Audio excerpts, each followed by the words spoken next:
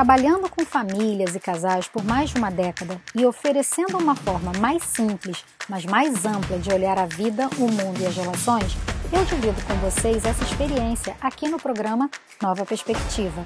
Eu sou Dani Bastos. Bem-vindos ao Nova Perspectiva. Hoje a gente vai falar sobre a saúde emocional dos bebês. A gente está sempre muito preocupado com a saúde fisiológica dos bebês, com a saúde orgânica, mas a gente não sabe que o bebezinho é uma maquininha de registrar sensações e sentimentos sem que a gente se dê conta. E também a saúde da mamãe, a saúde emocional e psicológica da mamãe puérpera. O bebê, quando ele nasce, ele não sabe que ele é um bebê, ele não sabe que é um ser independente da mamãe. Ele vem de dentro da barriga da mãe, ele sente as emoções da mãe, tudo que ele sabe passa pelo filtro da mãe. Então, ele recebe alimentação pela mãe, ele recebe oxigênio pela mãe, ele ouve a voz da mãe. Tudo que ele se dá conta é em relação à mãe. Quando ele nasce, ele continua sendo alimentado pela mãe, ele continua ouvindo aquela voz que já é familiar para ele, tanto que ele olha, ele segue com os olhinhos a voz da mãe e do pai, porque são as vozes que ele ouve de dentro da barriga. Então é muito interessante a gente ter ideia de que o que a gente pode ou não fazer para melhorar e auxiliar o desenvolvimento saudável da saúde emocional dessas crianças. Uma coisa que é muito controversa é a história de deixar o bebê chorar. Eu sou absolutamente contra deixar o bebê chorar. Chorar é um dos pouquíssimos recursos e habilidades que a criança nasce. A criança nasce com a habilidade de sugar, que é o instinto de preservação, que é como ela vai se alimentar, né? Sugar o seio da mãe, o bico da mamadeira é como ela vai se alimentar. E chorar. A criança não consegue virar, a criança não consegue trocar de posição sozinha, a criança não consegue comunicar de outra forma. Então, o choro é a comunicação dela. Então, quando uma criança chora e o pai e a mãe não atendem, é como se aquela criança tivesse ao léu, ela não tivesse ninguém por ela. Então, é muito comum haver uma quebra de confiança entre o bebê e a mãe quando ele chora, chora, chora e ninguém vem. Ele registra que ninguém vem ao seu socorro. Isso pode gerar consequências absurdas no futuro, que são pessoas que desconfiam de todo mundo, que não têm confiança nem nas pessoas, nem na vida, que estão sempre ressabiadas ou sempre esperando que algo ruim vai acontecer, que ela não pode contar com ninguém, são pessoas que têm dificuldade de confiar e se relacionar. Todas as coisas que a gente faz como pai e mãe, eles têm consequências. Embora a gente saiba ou não, por isso que eu acredito que informação é poder, e é isso que a gente vai fazer um pouquinho aqui hoje. O bebê, quando ele começa a vidinha dele, ele não tem ideia de que ele é um bebê, que ele é um mamífero, que ele é bípede, que ele é um serzinho independente daquela mãe, ele acredita ser a mãe, porque é toda a referência que ele tem. Então, por isso que é muito comum você tirar o bebê do colo da mãe e ela chorar muito. Não é porque ele é mimado, não é porque a mãe tá pegando muito no colo, é porque ele entende como se ele estivesse sendo descolado de uma parte dele.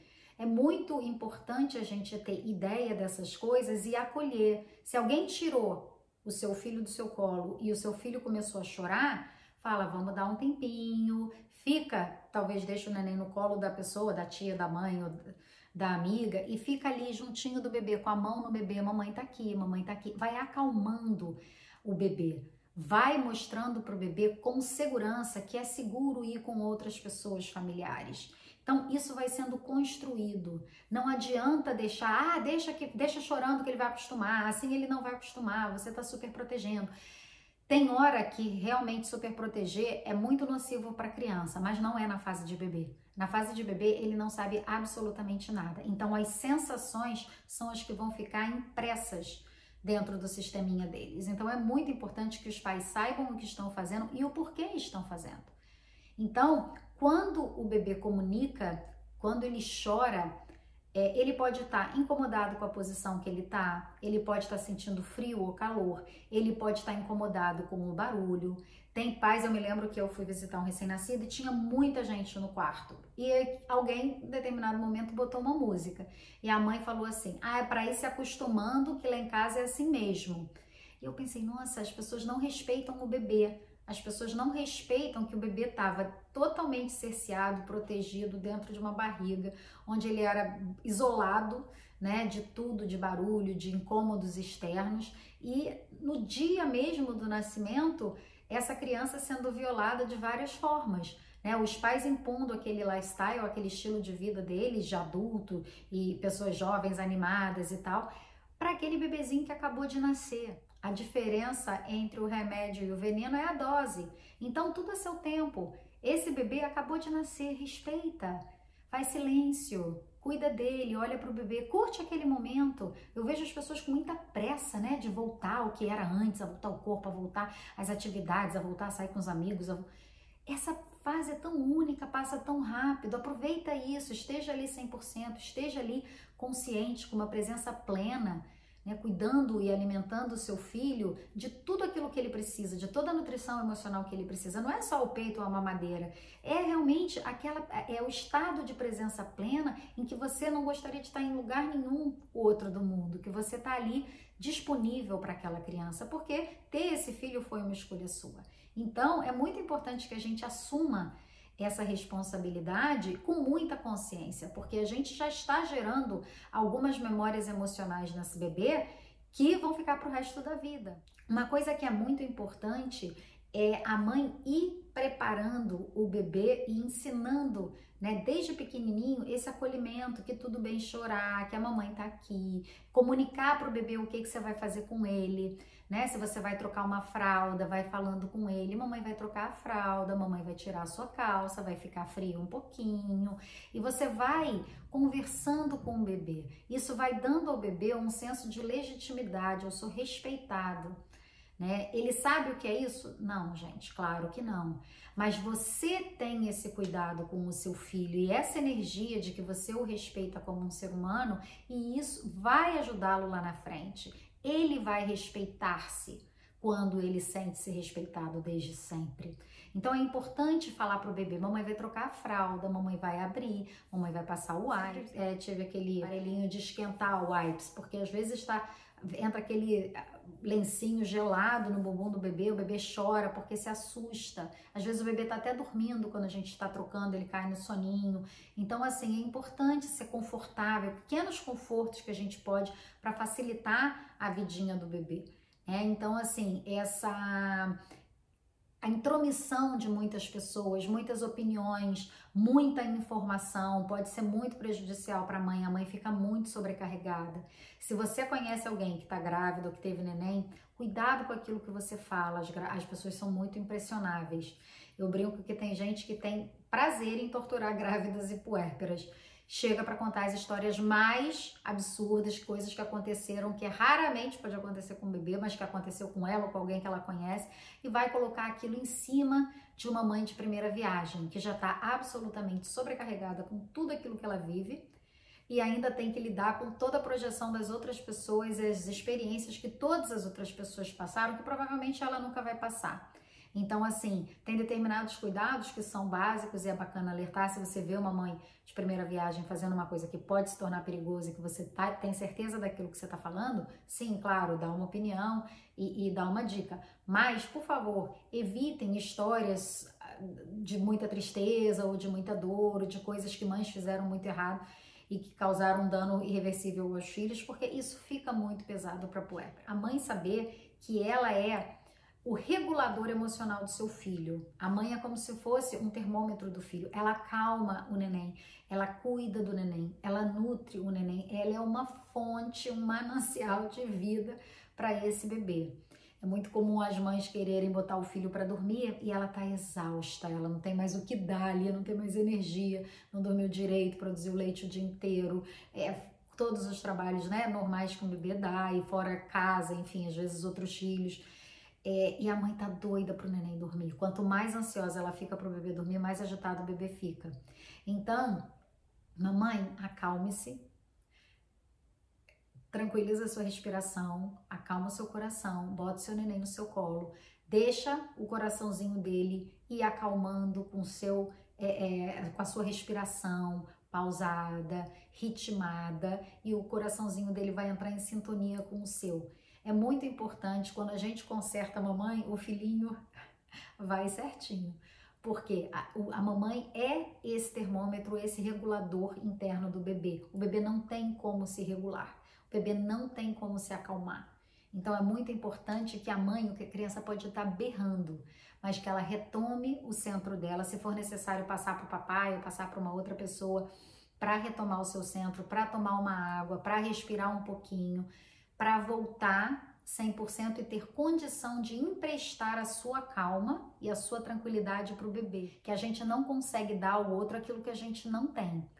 Então, se a criança está muito agitada e você perdeu a paciência, você perdeu o seu centro, você precisa retomar para que assim você o conforte, o acolha e consiga passar para ele aquilo que você já retomou. Então não adianta se desesperar tentando fazer com que a criança se acalme numa grande aflição. A criança vai ler a sua energia, ela vai absorver a sua energia. Quanto mais rápido você quiser que essa criança durma, mais difícil vai ser para ela pegar no sono, porque ela vai pegar essa expectativa dessa energia, desse desespero da mãe que precisa muito descansar. E, gente, não tem nenhum julgamento aqui. Quem é mãe sabe o quanto é difícil, o quanto é sobrecarregante a gente tá com todas essas funções, inclusive de dar esse acolhimento emocional que muitas vezes nós não temos quando estamos nessa situação, né? Com a privação de sono, com a privação de tudo, assim, tendo dieta para fazer porque talvez o bebê tenha cólica. Então é muito importante que a gente também dê conta do nosso, né, das nossas necessidades emocionais para que a gente seja uma mãe inteira e íntegra para esse bebê. Não tem como a gente, pela metade, suprir tudo que o bebê precisa. E suprir para si mesmo, que é mais importante. Então, toda vez que você precisar estar nesse lugar de ser a calma para o seu bebê, bota de canetinha assim no seu braço, respira. Respira, retoma. Retoma o seu centro. Começou fora da ordem, tudo é desordem. Se a casa tiver um caos, se tiver todo mundo falando alto, se você não estiver colocando o bebê para dormir, pede, gente, por favor, eu preciso que vocês saiam, dá uma volta, faz alguma coisa, mas agora não dá. Eu vou me trancar com o bebê, por favor, resuma o barulho, diminua aí tudo que está acontecendo, porque o bebê precisa de tranquilidade, precisa de paz. Muita gente visita bebê novinho e os pais com muito sem graça, porque às vezes foram pessoas muito presentes na gravidez, pessoas muito próximas da família ou amigos muito íntimos e que querem ajudar, mas muitas vezes muita energia no ambiente atrapalha tanto o vínculo da mamãe e o papai com o bebê, quanto a energia do bebê, que fica muito ansioso e muito nervoso. Às vezes o sim que você fala para as visitas é o não que você fala para você e para o seu bebê, para o seu tempo. Na verdade, assim, cada um sabe a necessidade do seu bebê. Tem bebê que é muito calminho, que é tranquilo, vai com todo mundo, e tem bebê que não é. Então, observa quem é o seu bebê. Observa o que o seu bebê necessita. Observa o que você necessita. Saiba pedir o que você necessita e também delimitar o que você consegue ou não fazer. Indica aquilo que você precisa. Deixa o pai ajudar.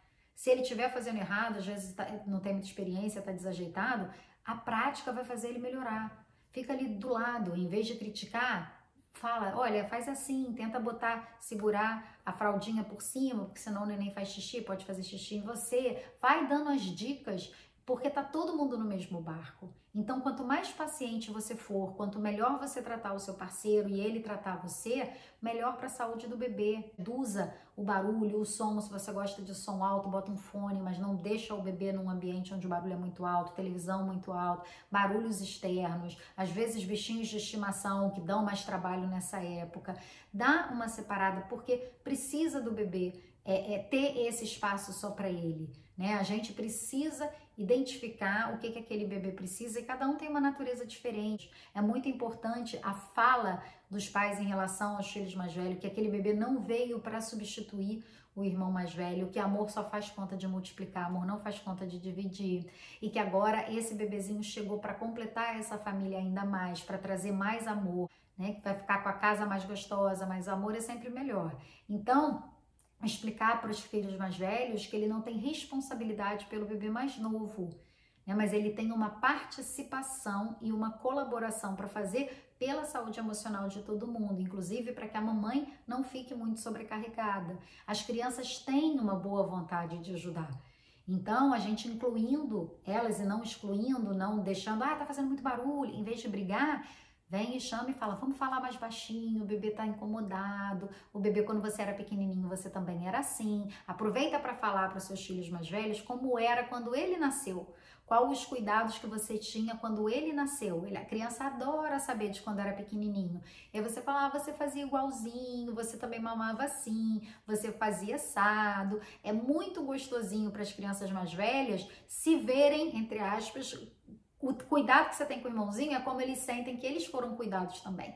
Então é gostoso, você pode agregar isso para fazer um ambiente muito gostoso para todas as crianças. Então é muito importante a gente saber o que está fazendo e principalmente o porquê que está fazendo. Muito obrigada, até o próximo Nova Perspectiva.